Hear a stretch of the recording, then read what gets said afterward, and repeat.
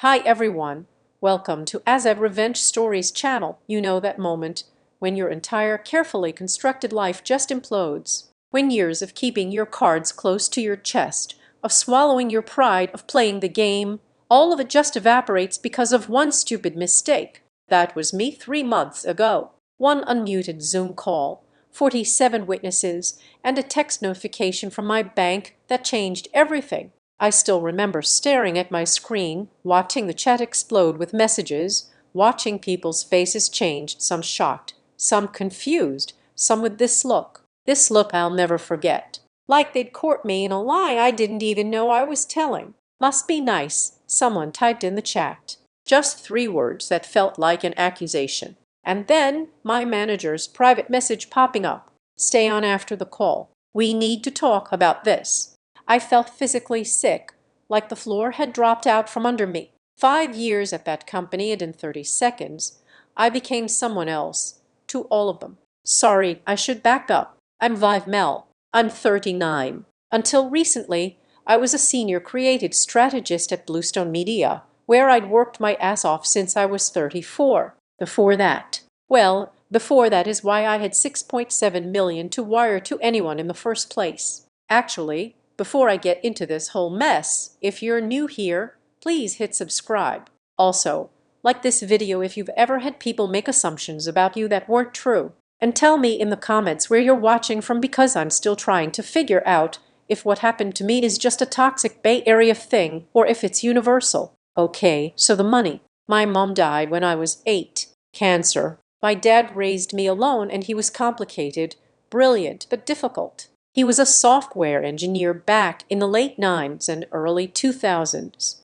He worked for 3 different startups that went nowhere. And then in 2004, he helped found a company called Data Vision. They developed security encryption software for banking systems. I was 21 when he started it, just finishing college. I remember him calling me so excited, telling me this one was different. This one would work. I'd heard it before. So I just said, "That's great, Dad," and went back to studying for finals. For the next 5 years, I barely saw him. He worked constantly. Our relationship, already strained after years of him being emotionally unavailable while grieving my mom, became just holiday phone calls and occasional emails. Then, in 2009, he had a heart attack at his desk. He was 58. At the funeral, all these tech guys in ill-fitting suits kept telling me what a genius he was, how his work had transformed the industry, how the company was being acquired for a substantial sum.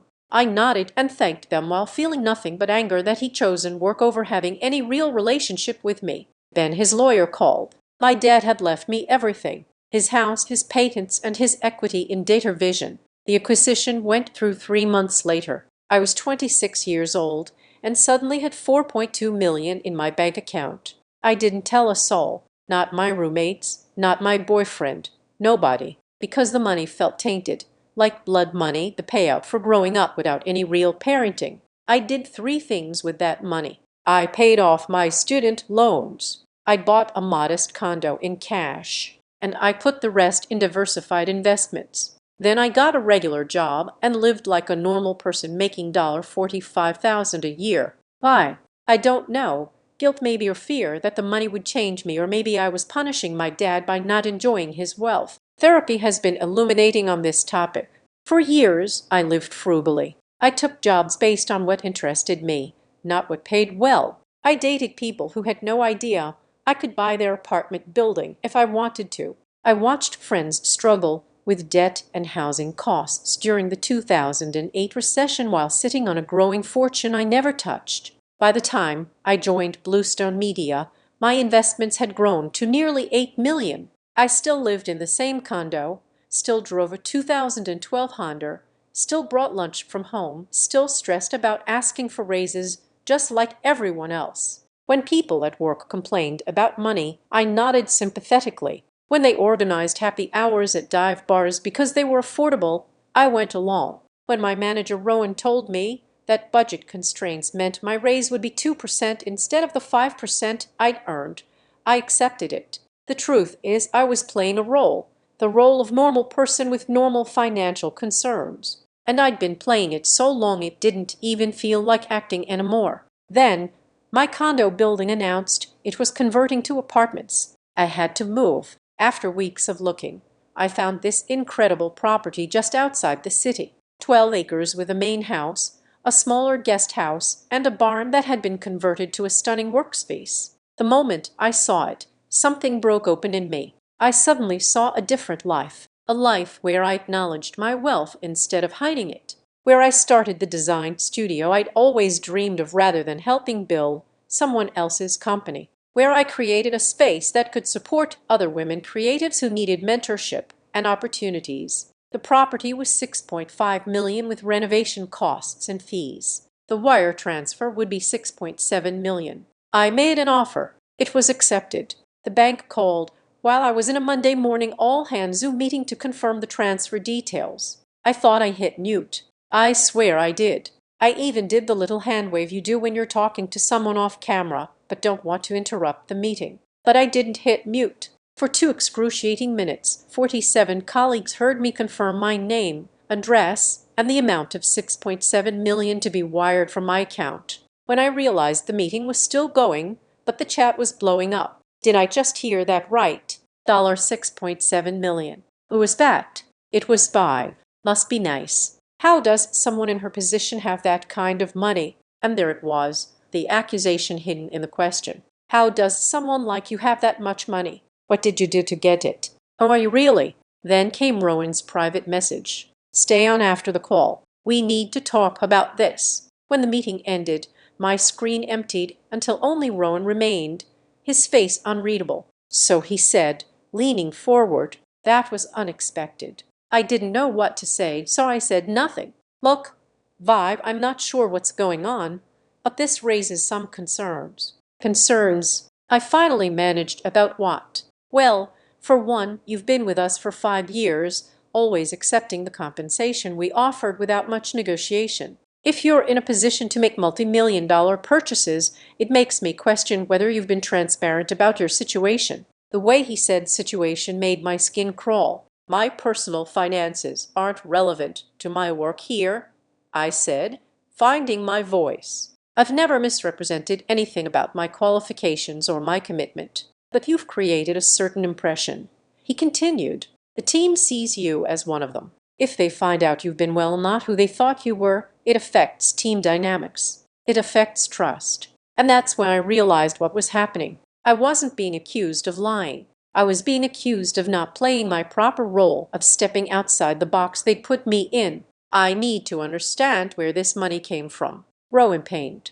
Is there something going on I should know about? Are you involved in some kind of outside business that might represent a conflict of interest? The implication was clear. No woman in my position could legitimately have that kind of money. It must be something shady, or I must be working for a competitor, or I must be doing something that threatened him and the company. That's not something I'm comfortable discussing, I said, my voice shaking slightly. Well, I'm afraid I need to insist, he replied. As your manager, I have a responsibility to ensure there are no conflicts with your employment here. That's when something inside me snapped. 5 years of being undervalued, of watching men with half my talent get promoted above me, of bringing in clients who loved my work, only to have Rowan take the lead in subsequent meetings. Actually, Rowan, you don't have the right to my personal financial information.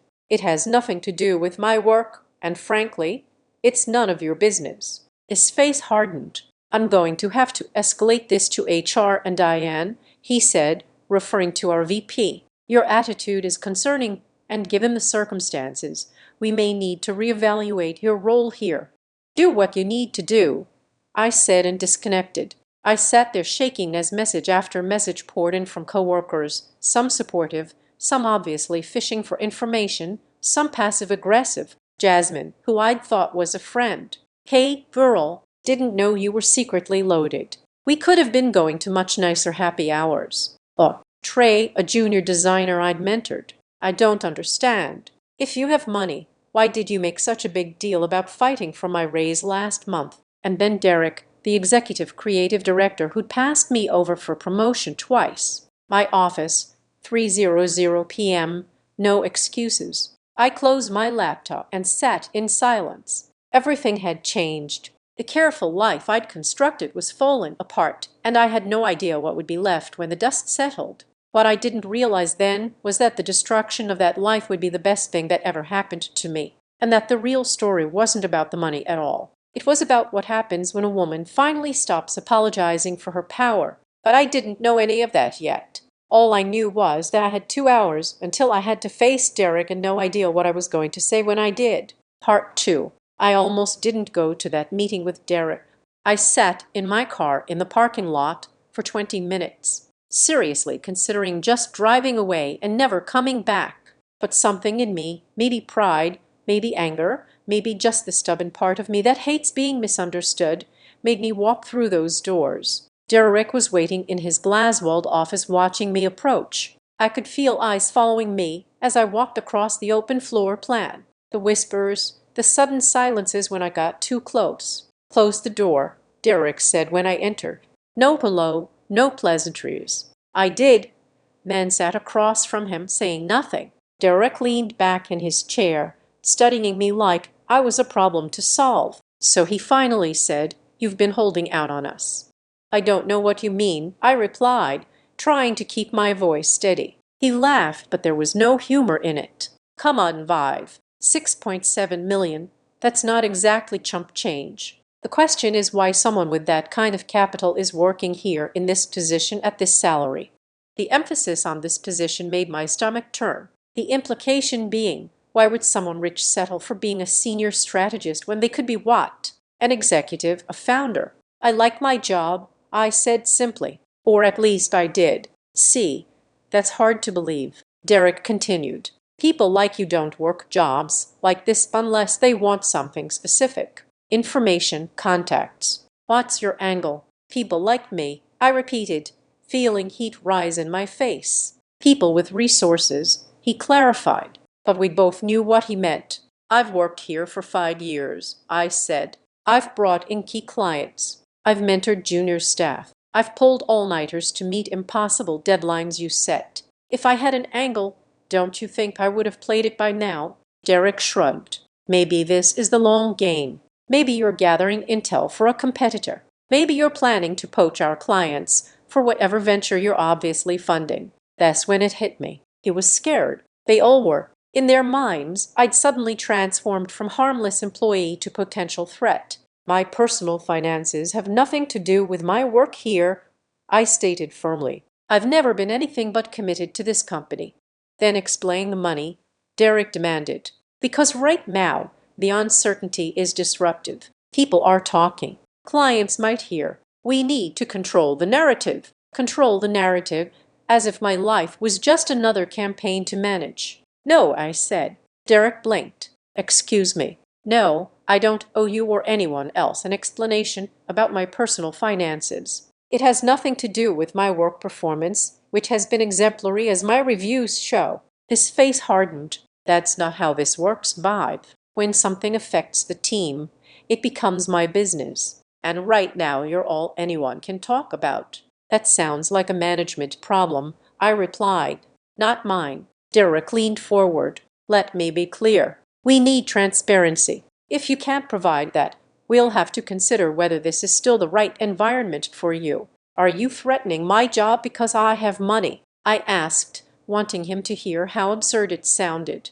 "I'm saying your unwillingness to be forthcoming creates concerns about trust," he said smoothly. "And we can't function as a team without trust." I took a deep breath. "Here's what I'll tell you. My money came from a family inheritance. It's completely legitimate. It has nothing to do with Bluestone, our clients, or my work. That's all you need to know." Derek studied me for a long moment. "We'll need to put you on administrative leave while HR looks into this." "Into what?" I asked, incredulous. "What policy have I violated?" "It's just procedure," he said dismissively. 2 weeks paid. "We'll sort this out." As I walked out of his office, the weight of everyone's stares felt suffocating. 5 years of relationship suddenly twisted by assumptions and suspicion. Jasmine Court, up to me in the parking lot. "Vive, wait." I turned, expecting more awkward questions. "I just wanted to say this is messed up," she said, looking genuinely distressed the way everyone's treating you.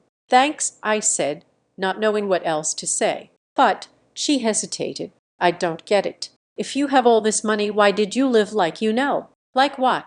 I challenged. Like us, she said simply, complaining about rent, stressing about bills, acting like you were in the same boat. Her words stung because there was truth in them. I had pretended. I had played a role, not to deceive anyone, but because I'd been deceiving myself. I never lied about who I am, I said carefully. I just didn't share everything. But that's the thing, Jasmine pressed. You shared everything else. Your dating disasters, your dad issues, that time you got food poisoning at the client dinner, but you left out something huge. It makes me wonder what was real. I didn't have a good answer, so I just got in my car and drove home. The next 2 weeks were surreal. I received formal emails from HR requesting information pertinent to potential conflicts of interest. Rowan sent passive-aggressive texts asking if I was ready to have a productive conversation. Former colleagues who I'd thought were friends went silent, except for Trey. He called me on day 3 of my leave. I'm sorry for my text, he said immediately. It was a stupid reaction. I've been thinking about it, and I get it now. Get what? I asked. Why you fought so hard for my raise even though money isn't an issue for you. He said because it wasn't about the money. It was about what I'm worth, what my work is worth. I felt tears spring to my eyes. Yes, exactly. They are saying weird stuff about you. He continued. Derek told the design team, you're probably planning to start a competitor and steal clients. Rowan implied you might have gotten money through a lawsuit against a previous employer, like you're some kind of professional litigator.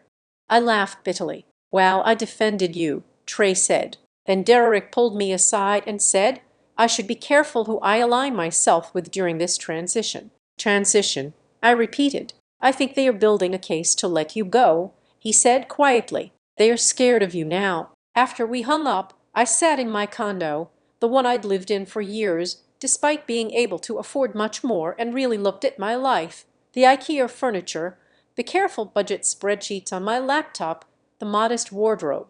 I'd been living in fear. Fear of my own power. Fear of becoming someone different if I acknowledged my wealth. Fear of being judged the way I was being judged now. But the judgment had come anyway, and now I had a choice. Keep apologizing for who I was or finally step into my full self. The next morning, I called my financial advisor and my lawyer. Then I called Diane, the VP, and requested a meeting. 2 days later, I walked into Bluestee's offices dressed differently than anyone there had ever seen me. No more blend into the background business casual. I wore a perfectly tailored suit that cost more than a month's rent for most of my colleagues. My usual messy bun replaced by a sleek, confident style. Diane was waiting with Derek, Rowan, and someone from HR whose name I couldn't remember. Thank you for coming in, Vive. Diane began all corporate politeness. We wanted to discuss. I'm resigning, I interrupted.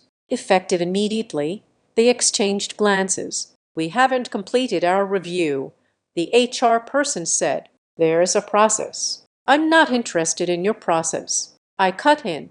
You've created a hostile work environment based on assumptions about my personal finances, which are legally none of your business. I've consulted with my attorney, and she agrees I have grounds for a substantial lawsuit. Derek's face flushed. There's no need to make threats. We are just trying to understand the situation. No, you're trying to control a narrative you have no right to, I replied. But it doesn't matter now. I'm done. If this is a negotiation tactic, Rowan started. I laughed. This isn't a negotiation. This is a courtesy. I'm letting you know I won't be back, and I expect my final paycheck and unused vacation time to be processed immediately. What about your clients? Diane asked, suddenly concerned. Your projects. I've prepared transition documents for everything, I said, sliding a folder across the table. Unlike you, I believe in professional integrity. The HR person looked nervous. Just to be clear, you're not planning legal action. That depends, I said, meeting each of their eyes in turn on what happens next. I walked out feeling lighter than I had in years. Freya, but the story doesn't end there. 3 weeks later, After closing on my new property, I incorporated my own design studio. I named it Mel Creative after my dad's family name. I renovated the barn into a stunning workspace and the guest house into a residence for a rotating creative fellowship program.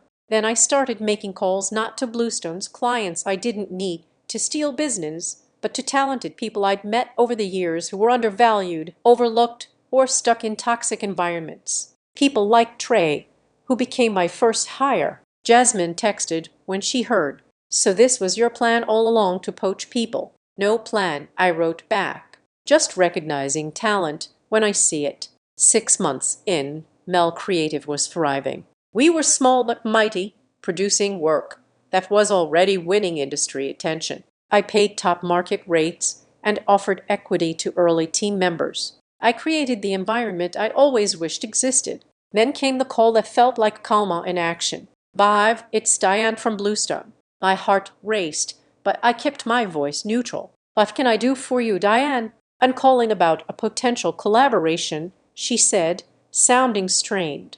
"We've been following Meller's work. It's impressive." "Thank you," I said, waiting. "The thing is, we've lost some key accounts recently. Clients are saying our creative has gotten stale." I bit back a smile. "That sounds challenging." "We'd like to discuss bringing Mel in as a creative partner on some projects," she continued. A fresh perspective. The irony was delicious. The company that had pushed me out now wanted to hire me back at my rates on my terms. "Send over the details," I said coolly. "I'll consider it." "And Vive," Diane added, "for what it's worth, how things ended. It wasn't handled well. I should have stepped in." It wasn't an apology. Not really. But it was an acknowledgement. I did take the project, and I made sure Trey let it. Walking into Bluest offices as a respected creative director, not a junior designer fighting for scraps. The look on Derek's face when he realized he'd be reporting to Trey for approvals was worth every penny of that $6.7 million. But here's the real revenge. Living completely as myself. No more hiding. No more downplaying. No more apologies. The fellowship program at Mel now hosts 3 women creatives each year, providing housing, stipends, and mentorship. Many are from backgrounds without financial privilege or industry connections. Watching them build their portfolios and careers with all the support I can provide heals something in me that broke long before that unmuted Zoom call. Last month, we won Agency of the Year in our category. When I gave the acceptance speech, I spoke openly about my journey, including the money, the shame, and the liberation of finally owning my whole story. Derek was in the audience, having recently been demoted after Bluestone lost their biggest client. Our eyes met briefly as I described creating a company culture built on transparency and genuine value. He looked away first. Sometimes the best revenge isn't about destroying someone else. It's about building something they can see but can't touch. Something that would have been impossible if they hadn't pushed you away. That Zoom call mishap, it was the best thing that ever happened to me. It forced me to stop hating, to use my resources instead of apologizing for them, to create something meaningful instead of helping build someone else's dream. So if you're hiding some part of yourself, whether it's privilege, talent, ambition, or anything else, ask yourself what you're really afraid of, because the judgment will come either way. You might as well be standing in your full power when it does. Oh, and that property I bought, I'm recording this video from the main house right now. Those beautiful bookcases behind me, custom Ewelt. This lighting, professional setup, this life completely authentically mine. If this story resonated with you, please like and subscribe. Share in the comments if you've ever had to hide part of yourself to fit in, or if you've experienced that moment when pretending became more painful than the truth. And let me know if you want to hear more stories like this one. Because trust me, the journey since that Zoom call has been full of moments I'm finally ready to share. Thanks for listening to my truth. See you in the next video. I invite you to subscribe to the Azad Revenge Stories channel, like this video, and support me further by hitting the hype button so the story in this video can be heard by many more people. Thanks to all.